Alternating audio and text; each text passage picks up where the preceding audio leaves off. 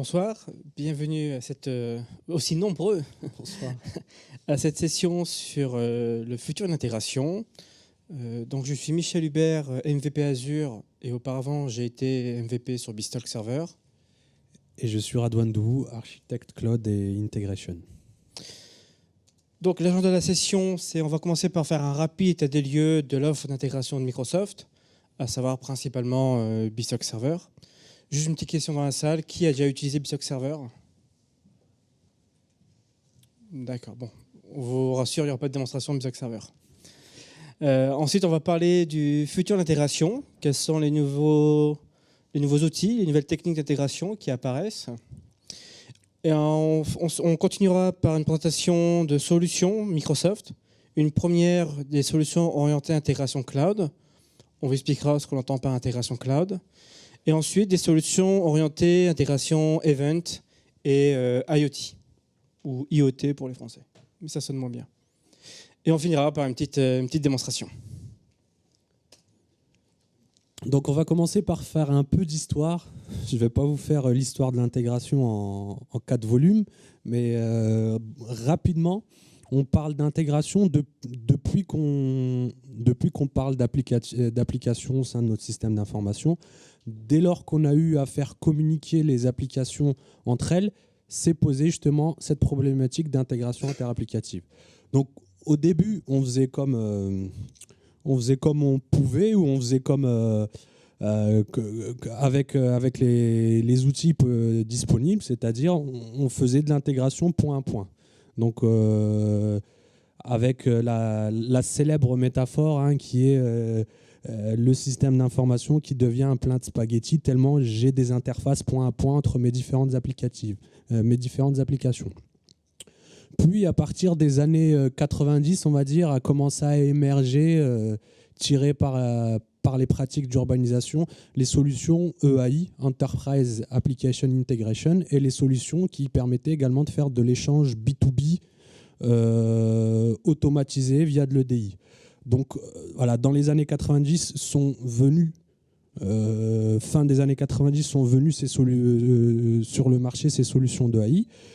Et fin des années 90, début 2000, avec l'avènement du principe d'architecture orientée service, avec le recul que les éditeurs du marché avaient sur les problématiques d'intégration, on est passé de l'EAI à l'ESB, l'Enterprise Service Bus, en fait, qui est grosso modo la même chose qu'une plateforme EAI, sauf que les échanges sont plutôt vus en tant que service plutôt qu'en tant qu'échange interapplicatif.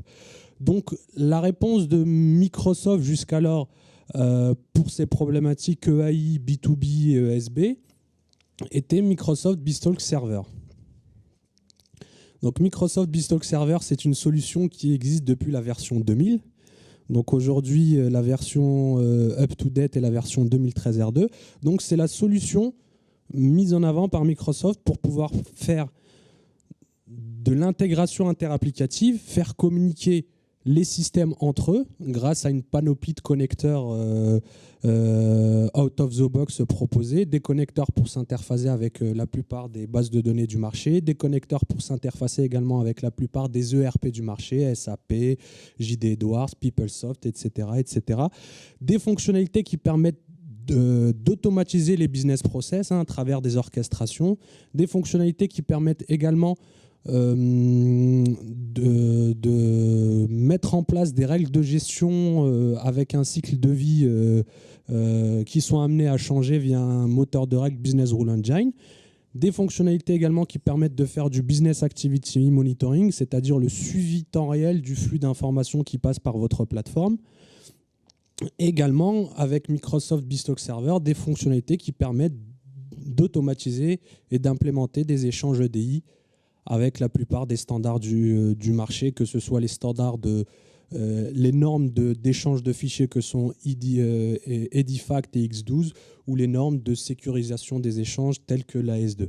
Donc, jusqu'à Beanstalk Server 2010, on va dire, voici ce qu'on pouvait faire et voici ce qu'on fait et ce qui a été beaucoup implémenté avec une plateforme d'intégration. Je vous donne un exemple.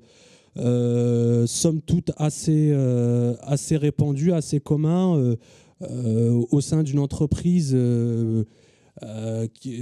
qui fait du commerce plutôt multicanal avec des magasins, un site e-commerce, une marketplace.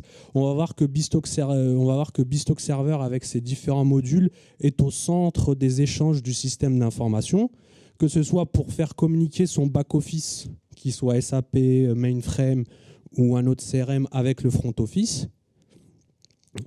Par exemple, plusieurs scénarios pertinents avec Beastock Server ont été en fait le désenclavement des systèmes mainframe back-office grâce aux connecteurs qui permettaient d'encapsuler des transactions CICS, des transactions COBOL pour pouvoir les exposer sous forme de web service.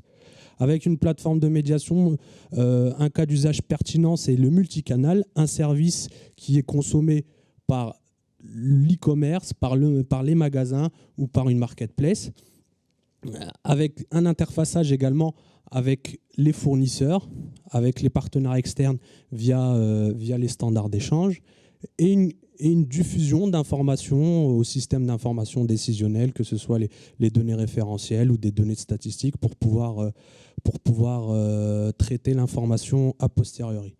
Donc voilà, beaucoup d'implémentations de Beastock Server. En France, il doit y avoir 110 clients.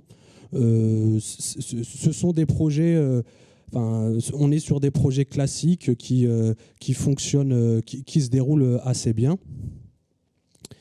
Et la question, c'est de savoir, quel est le futur de l'intégration chez Microsoft. En fait, on se rend compte aujourd'hui, c'est que bien que Beastock soit une solution complète, c'est que de nouveaux usages apparaissent. Et après le USB, on atteint aujourd'hui les limites par rapport à ces nouveaux usages. Alors, quels sont-ils ? On peut citer l'avènement du cloud, qui fait que les besoins d'intégration ont évolué. On peut aussi citer l'arrivée des terminaux mobiles dans l'entreprise et pour les particuliers, qui vont imposer de nouvelles techniques et de nouveaux besoins d'intégration. Et on peut aussi citer plus récemment les objets connectés, qui vont nous envoyer des millions et des millions de messages à la seconde qu'il va falloir traiter. Donc on va essayer de voir aujourd'hui quelles sont les solutions de Microsoft pour répondre à ces évolutions d'intégration. Alors, tout d'abord, Beastock Server en tant que tel, lui, il va évoluer. Donc la version 2013 R2, on verra après dans une présentation plus précise, mais va apporter la connexion au cloud, notamment au cloud de Microsoft Azure, pour pouvoir faire le lien entre des applications qui sont dans le cloud Azure et votre système d'information. Ensuite, pour répondre aux problématiques d'intégration de solutions SaaS du marché, intégration de Salesforce avec votre ESI, intégration de CRM Online, Microsoft propose des outils tels que Beastock Service, qui est un Beastock Server en mode SaaS, si on peut résumer comme ça.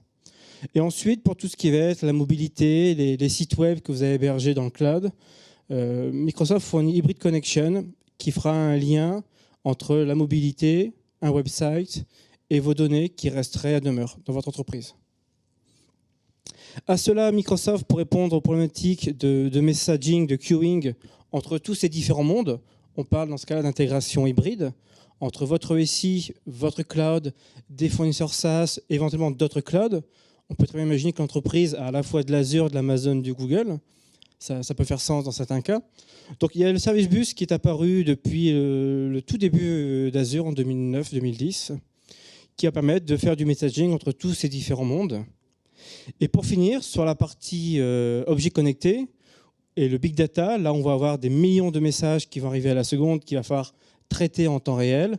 On a deux solutions qui sont arrivées récemment, donc Event Hub, qui est en production chez Microsoft depuis le mois de novembre, et Stream Analytics, qui est encore en preview, qui va permettre d'analyser tous ces flux de données.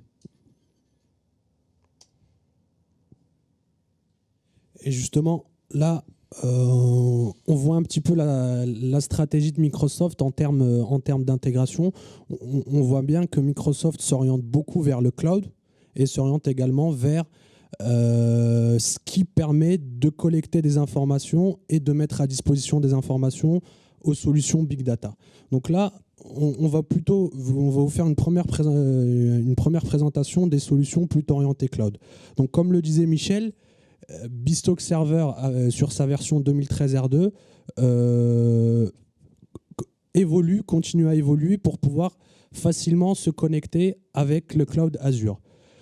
Typiquement, depuis la version BizTalk Server 2013, Microsoft propose un adapteur qui permet de s'interfacer avec le service bus pour pouvoir lire depuis une queue ou un topic et pour pouvoir diffuser également dans une queue et un topic.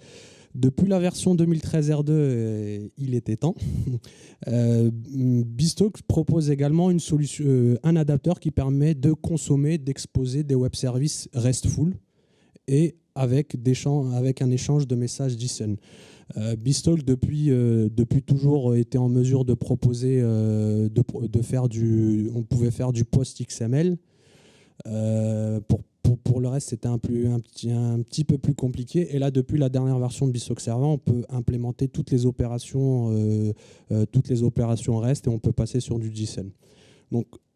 Donc, ce qui va permettre, en fait, dans des architectures orientées services, dans des scénarios où on est sur des projets avec un time to market très court, ça va nous permettre en fait de réutiliser un certain nombre d'échanges de services qui ont été implémentés par BizTalk Server pour pouvoir les exposer sur des applis, pour pouvoir les exposer sur le cloud ou pour pouvoir exposer ces services-là à des applications SaaS, du marché. L'idée derrière tout ça, en fait, c'est que pour Microsoft BizTalk Server, l'idée, c'est de pouvoir réutiliser ces services, passer d'une architecture orientée service où les échanges et les services étaient adossés et étaient présents à l'intérieur du système d'information, à une entreprise orientée service où justement ces services qui ont été implémentés au sein de mon SI puissent être exposés au-delà du système d'information à des applications SaaS ou à des partenaires externes. Un autre aspect pertinent pour avoir fait beaucoup de projets de mise en œuvre BizTalk Server est la capacité en fait à construire des environnements sur le IaaS d'Azure. Depuis la version BizTalk Server 2013, dans la galerie Azure, il y a une image BizTalk Server qui est disponible. L'intérêt de mettre en place des machines sur Azure, BizTalk, il est pertinent en phase de développement. Par exemple, imaginons qu'on est sur un projet, on doit monter une équipe de 3-4 développeurs, on est sur un système, on est sur un domaine virtualisé ou bien on est sur des machines physiques, quid du temps de la mise à disposition de mes environnements pour mes développeurs. Alors qu'avec le IaaS Azure, on peut provisionner ça très rapidement. Autre cas d'usage pertinent, c'est je souhaite mettre en place des stress tests, des tests de charge sur mes échanges. Est-ce que je demande la construction d'un environnement isoprod avec le coût et le délai que cela peut avoir, ou est-ce que je construis mon environnement de stress test sur Azure, je l'utilise le temps de mes stress tests et ensuite je peux le déprovisionner.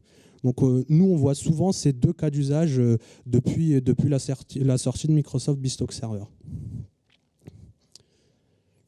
Et ensuite, un dernier aspect de BizTalk, c'est la capacité d'exécuter ces échanges sur le cloud Azure.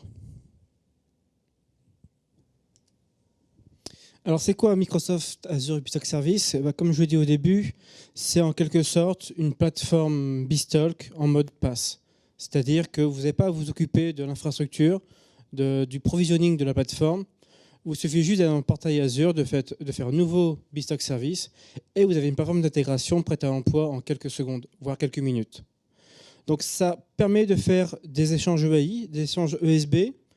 L'intérêt du fait que ce soit dans le cloud, ça vous permet de faire des échanges entre des applications qui sont cloud à cloud ou des échanges entre votre ESI et des partenaires type partenaire logistique ou partenaire banquier par exemple.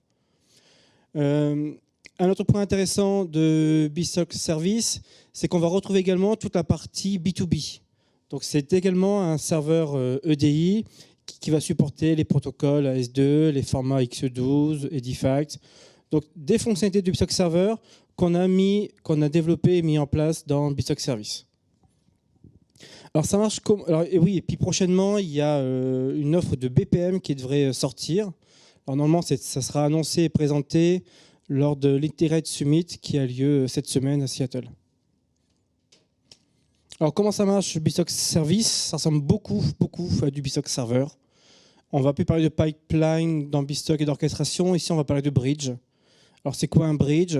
Un bridge, c'est ce qui fera le lien entre une donnée source, un protocole source, et une destination.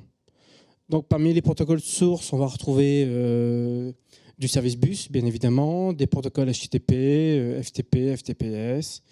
Et en destination, on retrouve également du service bus, du blob storage pour le stockage des fichiers, de l'HTTP, du web service, des protocoles assez classiques.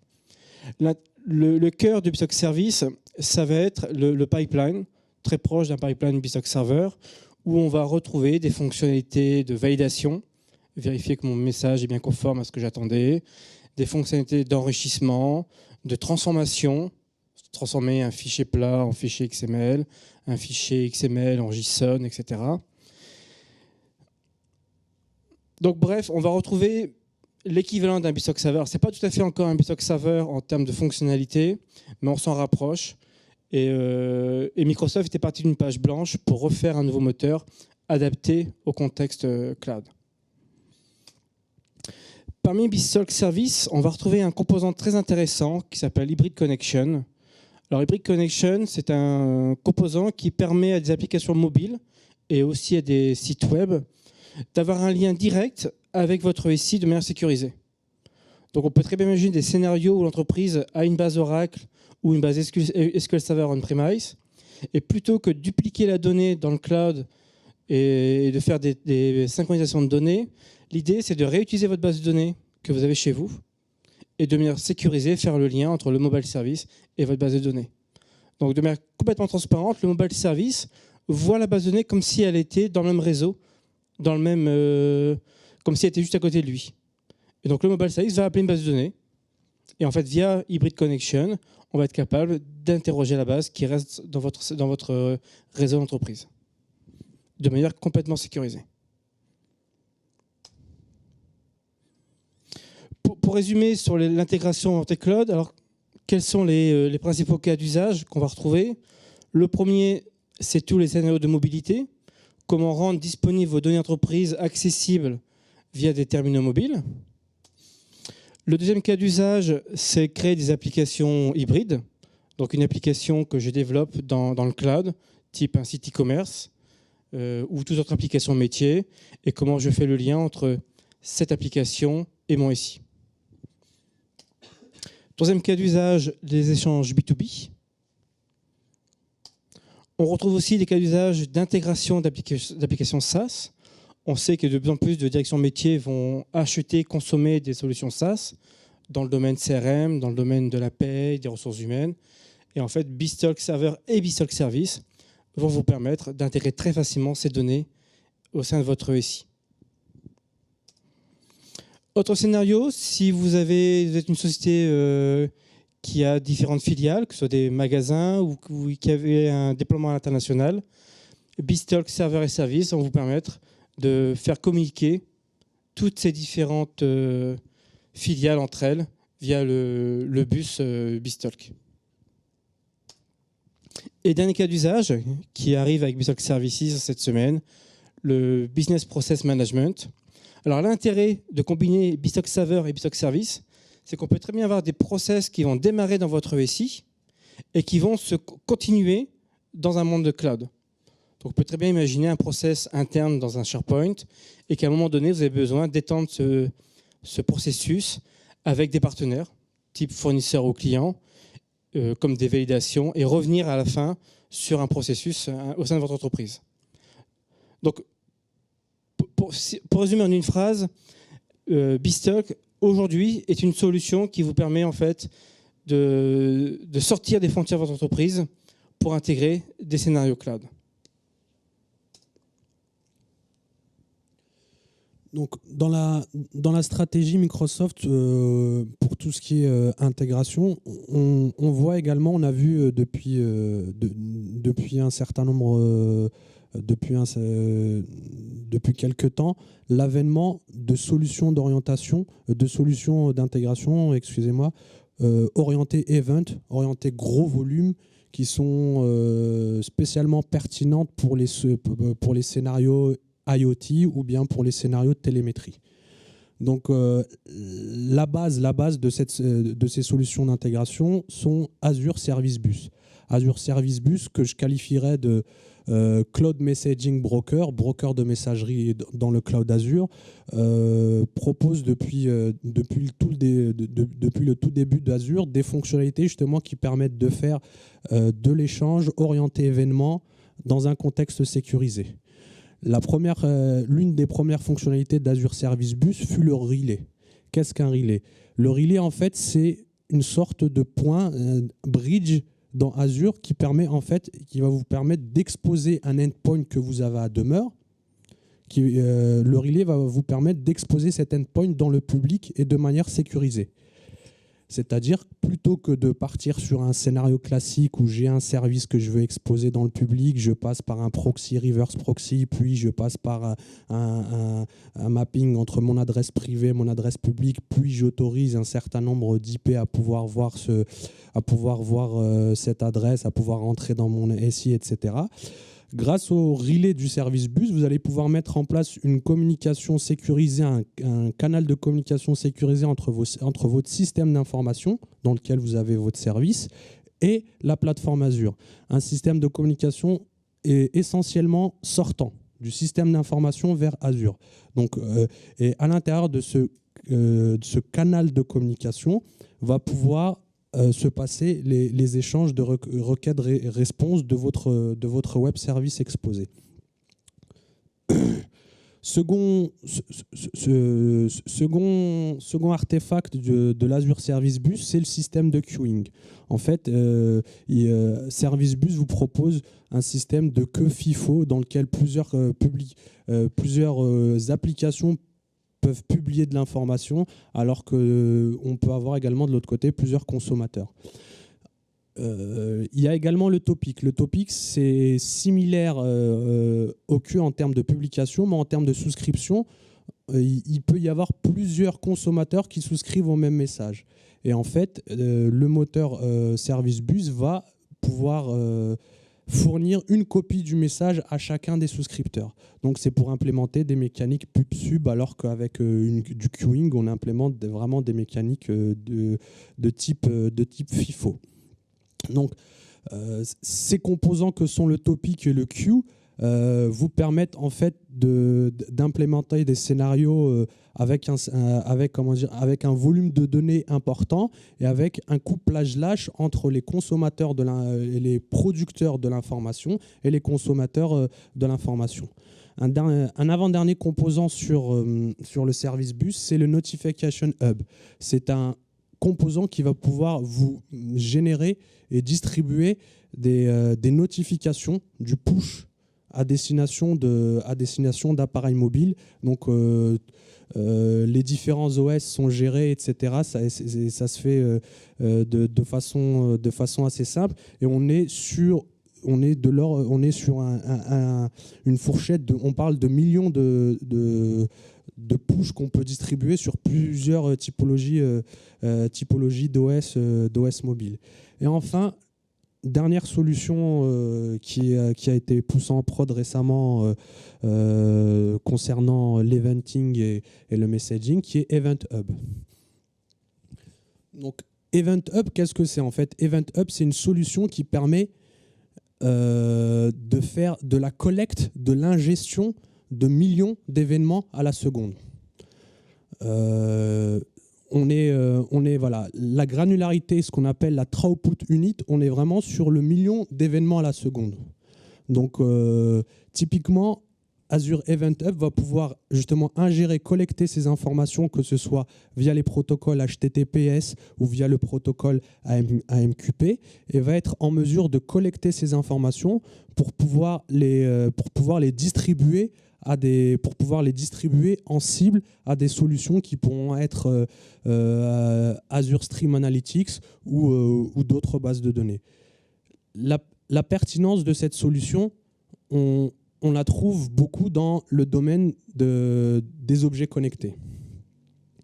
on voit beaucoup de scénarios où on a beaucoup d'objets connectés, que ce soit les montres, que ce soit les habits, que ce soit les parquets qui commencent à interagir. Et l'idée, c'était de fournir une solution qui soit en mesure de collecter ces millions d'événements, de les ingérer, les stocker, les transformer. On verra que cette tâche de transformation incombe à Azure Stream Analytics pour pouvoir déduire des choses de ces informations-là. Donc comment ça marche Event Hub? Donc on a un principe de producteur d'informations. Ce producteur d'informations va publier ces événements au niveau d'Event Hub, en se basant sur un modèle, en se basant sur un niveau de sécurité qui est fourni par le service bus. On va être sur du shared access signature. Et ensuite, il y a au niveau d'Event Hub, il y a une fonctionnalité de policy qui est un peu plus élaborée pour pouvoir piloter le niveau de sécurité avec un niveau de granularité fin pouvant aller jusqu'à l'objet. Et donc, les objets ou les producteurs d'informations vont pouvoir utiliser le protocole HTTPS pour pouvoir pousser ou récupérer de la donnée, ou le protocole AMQP. Donc avec un protocole AMQP, on est sur un throughput beaucoup plus important qu'avec le protocole HTTPS du fait de l'enveloppe qui est sur HTTPS. Donc on peut publier directement sur une partition qui est un espèce de flux d'événements, où on peut publier également sur une partition key qui permet en fait de paralléliser les publications d'informations. Et on peut également produire de l'information en flux continu, en mode streaming ou en mode batch. Et donc ces événements publiés via les producteurs se retrouvent au niveau de l'Azure Event Hub, au niveau de ce qu'on appelle une partition. Une partition, justement, c'est la séquence d'événements qui va être présent au niveau de Azure Event Hub. Cette séquence d'événements est séparée en partitions, ce qui va permettre de faciliter les scénarios de scale-out, comme pouvoir, par exemple, être en mesure de publier en parallèle dans plusieurs partitions plutôt que de publier dans une seule partition, pour pouvoir paralléliser la publication ou la consommation pour avoir un meilleur throughput ou une meilleure performance. Et donc, en termes de partitions, par défaut, on est sur 16 partitions et on peut aller jusqu'à 1024 partitions via l'Azure Support. Et donc, ces événements publiés au sein d'une partition peuvent être mis à disposition de consommateurs via des consumer groups.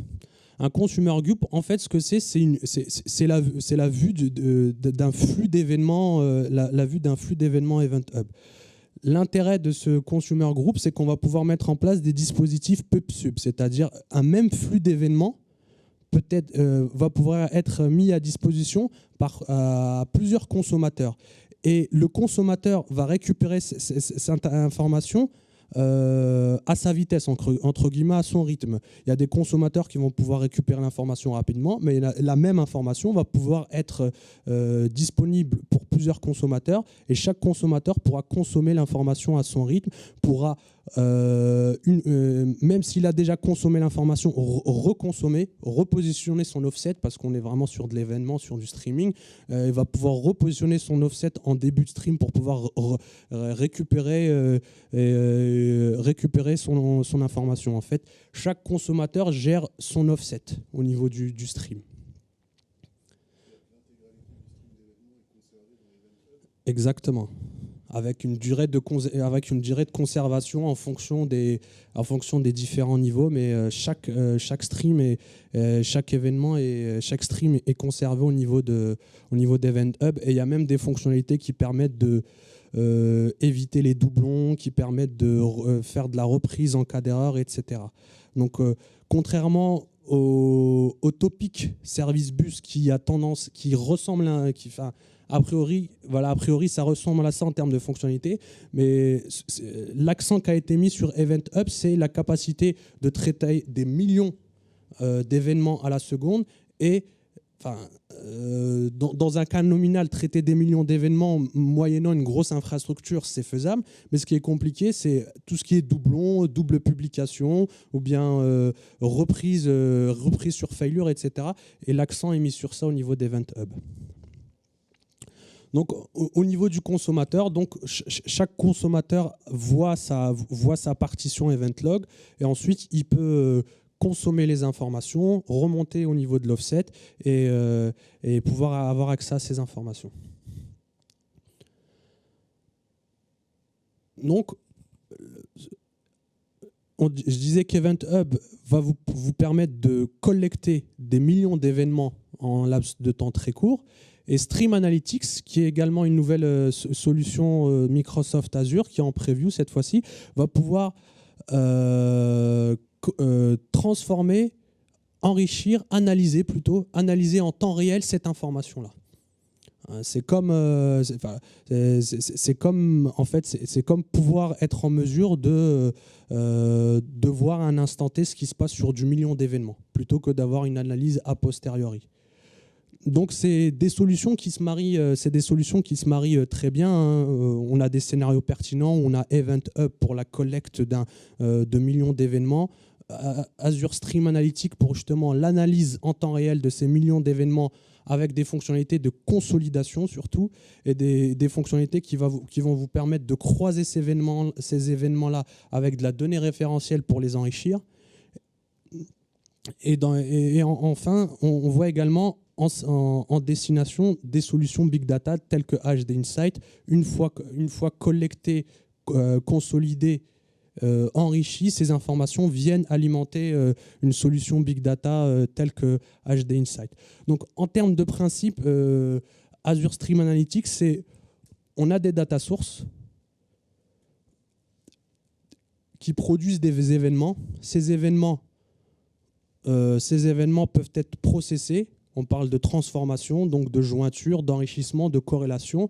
Et ensuite, ces événements transformés, ces informations transformées peuvent être diffusées à des destinations que ce soit SQL Azure, des Azure Blob ou un autre Event Hub pour pouvoir retravailler également l'information, etc. L'objectif derrière, c'est pouvoir traiter, agréger un volume important d'événements en temps réel et dans un laps de temps très court. Donc, la pertinence d'une solution telle que Stream Analytics, là, avec Event Hub et Stream Analytics, je parle de RFID, le besoin existe et les technologies existent, mais ce que va vous apporter Event Hub et Stream Analytics, c'est un changement d'échelle. C'est-à-dire, pour pouvoir collecter des millions d'événements et corréler, transformer des millions d'événements, dans une architecture traditionnelle, j'ai besoin de construire une infrastructure très robuste, très solide. Alors que là, que ce soit Stream Analytics ou Event Hub, va vous permettre, via le portail Azure, de rapidement mettre en place votre... entre guillemets, non, c'est pas une infrastructure, mettre en place votre solution et commencer rapidement à collecter et traiter de l'information. En termes de requêtage sur l'information sur Stream Analytics, on est sur du SQL-like. En fait, ça ressemble beaucoup à SQL. On va pouvoir mettre en place des filtres, des agrégats. On va pouvoir mettre en place des jointures pour pouvoir agréger de l'information. Et on va pouvoir également mettre en place des analyses sur des fenêtres d'activité. On le verra lors de la prochaine démo. Un exemple d'analyse sur une fenêtre d'activité. Combien de fois revient la consultation de tel produit sur mon site web sur une fenêtre de 5 minutes, sur une fenêtre de 10 minutes. Quelque chose qui est difficile à faire,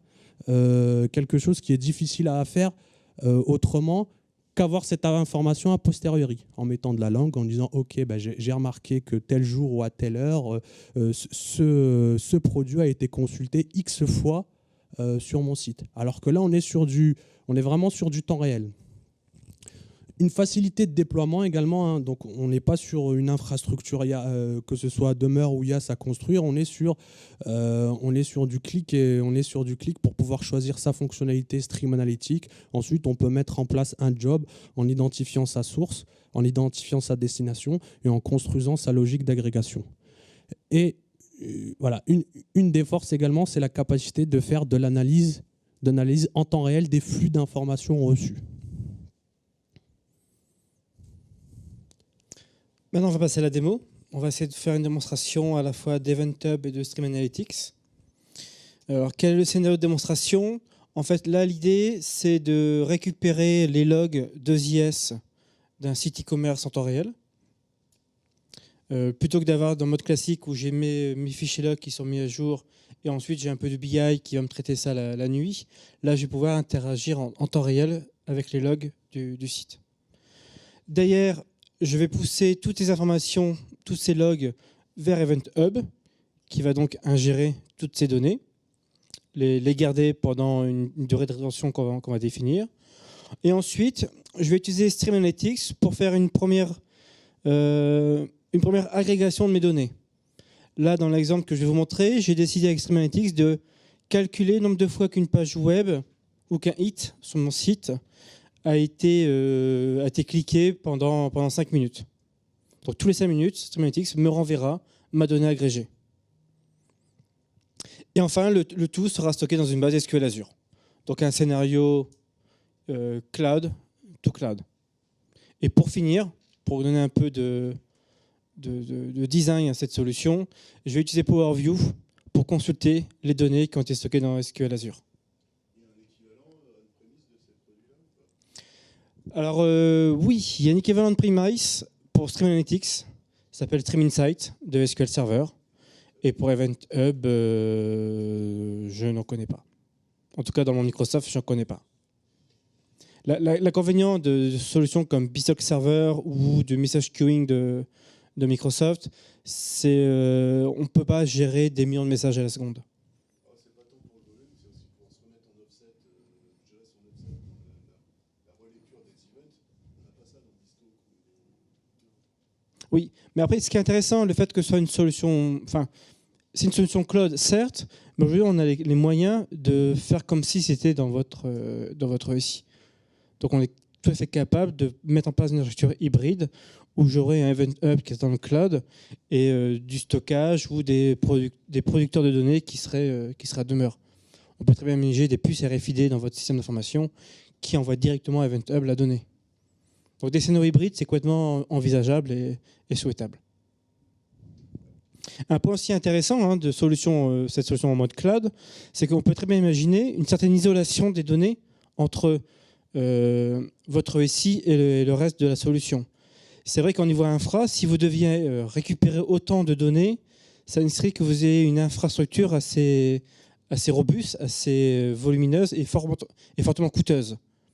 Là, l'intérêt, c'est que Event Hub va traiter la donnée, Stream Analytics va l'agréger, et ensuite, vous pourrez récupérer dans votre SI que la donnée agrégée. Et pas, vous n'êtes pas obligé de tout récupérer les données qui représentent une volumétrie très, très importante. Alors, on va passer sur la démonstration.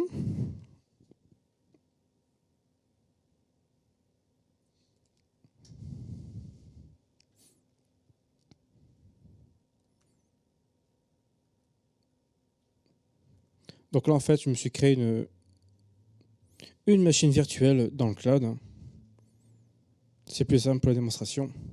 Alors là, je vais lancer un load test. Je vous expliquerai pourquoi après je lance ce load test. Voilà, il va partir. Alors, qu'est-ce que j'ai fait dans cet exemple? En fait, j'ai utilisé une nouvelle fonctionnalité de 2IS depuis la version 8.5. Donc, la version qui est fournie avec Windows Server 2012, qui permet en fait, au niveau des logs,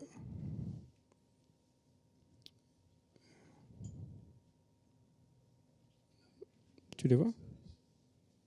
Ah oui, voilà. Qui permet en fait ici, au niveau des logs, de traiter à la fois, par défaut, c'est que les logs, file, donc il est écrit dans des fichiers plats. Et là, maintenant, on a une possibilité d'avoir à la fois le log file parce que j'ai toujours besoin d'analyser avec des outils traditionnels BI cette donnée. La possibilité aussi d'avoir ce qu'on appelle ETW. ETW qui veut dire Event Tracing for Windows. Donc en fait, à chaque hit sur le site, à chaque écriture d'un log file, il va en même temps m'envoyer un événement Windows. Et là, c'est ce que je vais faire dans cet exemple, c'est que je vais récupérer cet événement Windows. Le gros intérêt, c'est que lui, il est en réel. Alors ça se passe comment dans le programme? Alors, pour récupérer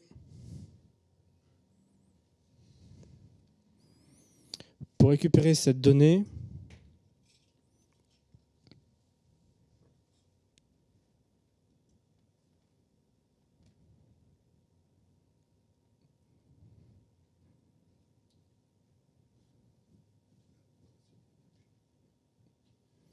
voilà, en fait, j'ai juste 5 lignes de code qui me permet en fait à mon application de récupérer tous ces events qui viennent d'un provider, et dans ce cas, mon provider, c'est le provider de ZS que j'ai paramétré. Et donc, automatiquement, mon programme va récupérer tous ces événements. Donc ensuite, une fois que j'ai récupéré ces événements, il va falloir les pousser à Event Hub. Donc je vais vous montrer comment on fait pour créer dans Azure un provisioning d'Event Hub. Et alors tout simplement, dans Azure, dans le portail Azure, je fais New, je vais dans App Service, Service Bus, et là j'ai Event Hub. Je fais Custom Create, et là je remplis quelques éléments basiques. Le nom de mon event, je vais l'appeler islog gus. Je vais dans quelle région je veux qu'il se situe, dans quel data center Azure je veux l'information. Là, on va prendre West Europe. Et ensuite, dans quel environnement service bus. Donc, soit je reprends un environnement existant, soit j'en crée un nouveau. Là, je prends un qui existe. Et ensuite, voilà, il me demande combien de partitions je souhaite. Donc, en fonction du nombre de messages qu'on va recevoir, on va pouvoir définir à l'avance le nombre de partitions qu'il doit provisionner. Je vais prendre 8 partitions. Et ici, une option importante, c'est la rétention du message. Combien de temps je veux qu'il garde l'information si elle n'est pas traitée. Donc, si je prends 7 jours, au bout de 7 jours, la donnée disparaîtra d'Event Hub. Donc ça, c'est la partie provisioning d'Event Hub.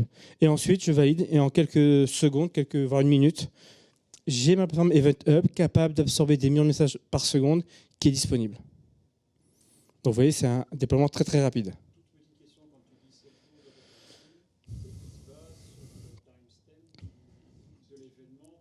Oui, il se base à quel moment l'événement est entré dans Event Hub. Voilà. Ce n'est pas par rapport à une donnée du message, mais par rapport à quel moment il est rentré. Donc si au bout de 7 jours, il n'y a aucun consommateur qui a traité la donnée, le message disparaîtra. Alors dans mon programme, comment ça se passe pour envoyer Event Hub? Alors c'est un peu plus compliqué si vous n'êtes pas développeur, mais sinon c'est relativement simple. Donc en fait, dans mon programme ici, je vais donc créer une connexion à mon Event Hub. Donc je vais vous montrer après comment on récupère la chaîne de connexion. Et ensuite, je vais créer ce qu'on appelle un client. Voilà, donc ici je fais Create Event Hub client. Et là, j'ai une connexion qui va se créer avec mon Event Hub. Après, je n'ai plus qu'à pousser les messages.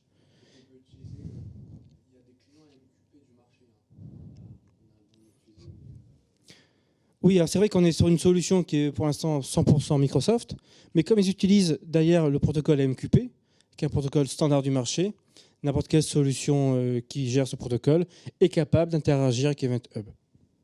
Donc c'est complètement interopérable. Et ensuite, comment je fais l'envoi? Donc là, j'ai pris l'exemple d'un envoi en mode batch. Donc je vais récupérer les événements sur mon client. Et au bout d'un moment, dès que j'ai reçu un nombre de messages, je vais tout pousser à Event Hub. On pourrait le faire en direct, ou alors on fait dans un mode plutôt batch pour les envoyer. Alors ça se passe comment pour récupérer la chaîne de connexion? En fait, c'est... Je reviens sur mon Event Hub que j'ai créé. Donc je vais dans Service Bus. Je clique sur mon namespace, dans Event Hub. Et tout en bas, j'ai le bouton Connection Information. Et en fait, je vais ici, alors c'est ce qu'on appelle du SAS, Share Access Signature. En fait, je vais pouvoir définir des tokens pour qu'un client puisse interagir. Donc là, j'en ai créé 2. Un qui s'appelle LogSend, donc un token spécifique pour que mon outil client puisse envoyer l'information. Donc lui, il me génère automatiquement ma chaîne de connexion. Ensuite, je n'ai plus qu'à la copier et l'insérer dans le programme, dans la chaîne de connexion.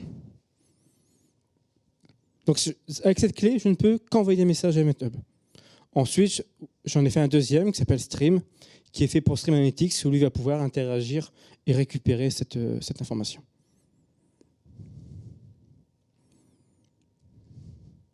Alors ensuite, maintenant que je vais réussir à envoyer ces messages à EventHub, pour l'instant, je n'ai aucun outil qui va écouter ces messages.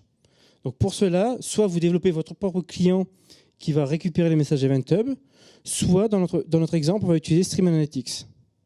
Donc toujours pareil, à partir du portail Azure, je vais sur Stream Analytics, je clique sur le bouton Nouveau, Quick Create, je donne le nom de mon job, je vais l'appeler Gus Demo. Là, je vais dire sur quel data center je vais déployer. Donc pour l'instant, ici, j'en ai que 2 parce que Stream Analytics est toujours en version d'évaluation, toujours en production. Donc je vais prendre West Europe et ensuite, je vais lui renseigner où est-ce que je veux qu'il stocke tous les éléments de monitoring.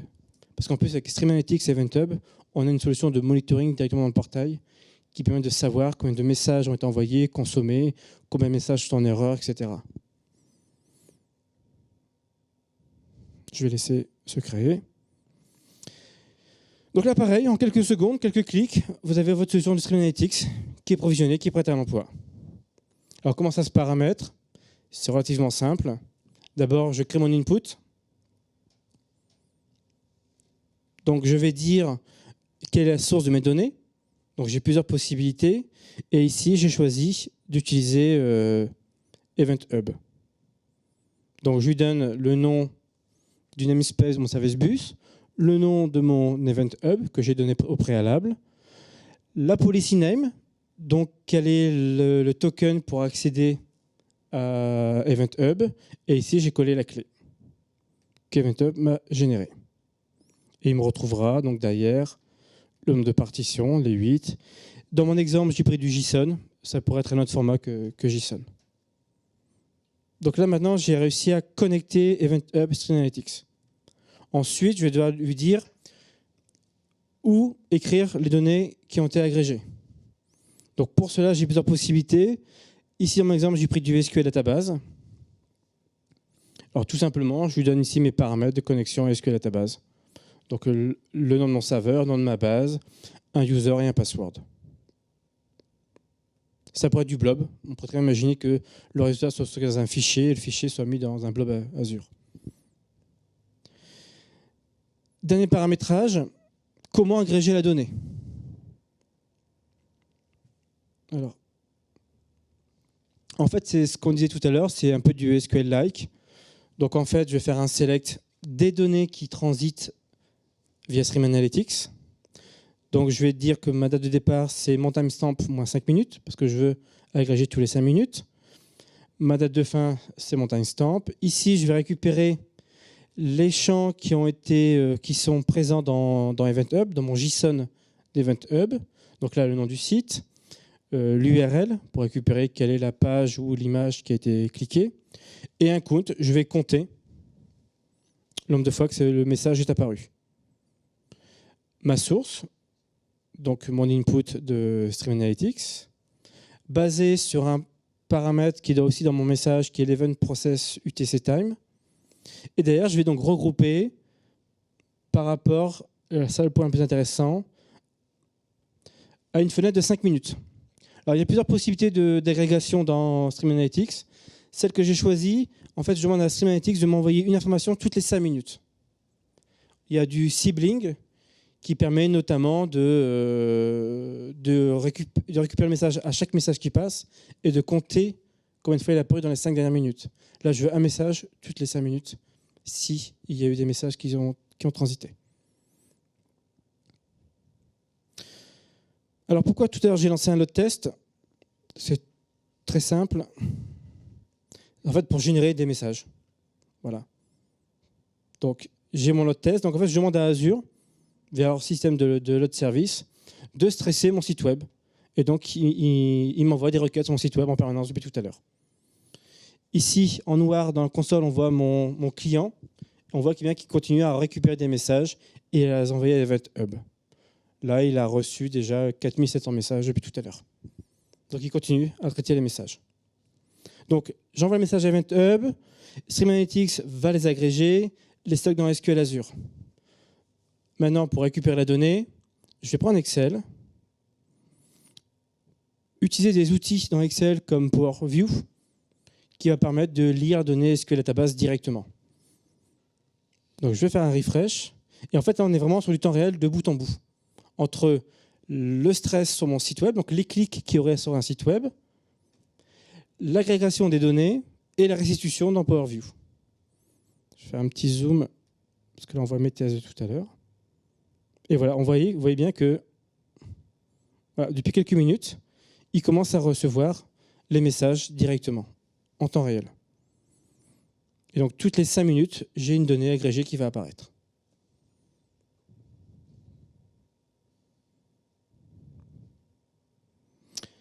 Voilà pour la partie démonstration.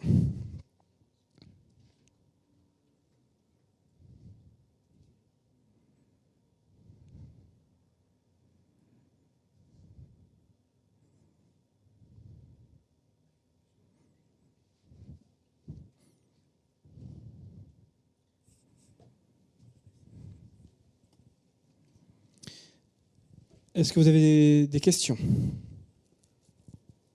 Donc vous voyez, faire ce genre de scénario en mode on-premise, ça serait très coûteux, très long à mettre en œuvre au niveau infrastructure. Là, en quelques clics, j'ai une plateforme qui est provisionnée et qui est capable de traiter des millions de messages à la seconde.